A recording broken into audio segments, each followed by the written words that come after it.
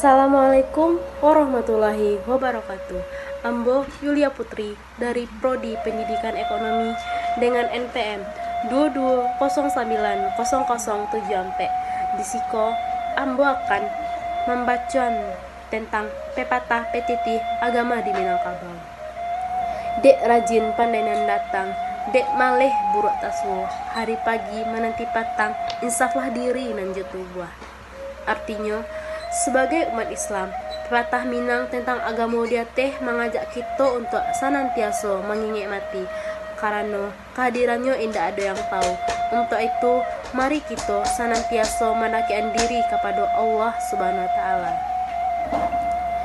Dirikan sholat tarawih manari, jika sakit ada aturan, idik ba ulemu ba amatului, sembahyang subuh jadi didikan.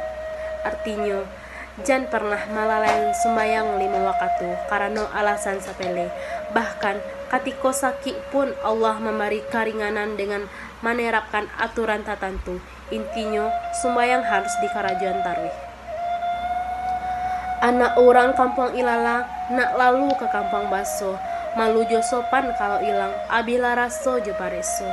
Artinya, jagolah kesopanan jo raso malu dalam situasi apapun, karena tak masuk ke dalam sifat tak puji yang disukui Allah jo manusia. Selanjutnya, Ambo akan membacakan pepatah petitih adat di Minangkabau. Bakato bapikiri dulu, inge-inge sama lum kanai, samantang kita orang nan tahu, ulimu padi nan kadipakai. Artinya, orang yang pandai dalam hidup bagaul selalu umpamu padi barisi, makin barisi makin tunduk, bukan membanggakan kepandaian.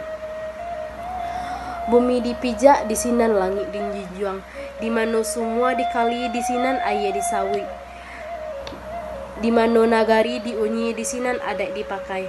Artinya, ajaran adat Minangkabau dapat diamalkan di mana saja, asa awak pandai menyesuaikan diri je masyarakat yang kita gawili. Itulah pepatah dan petitih dari Ambo. Assalamualaikum warahmatullahi wabarakatuh.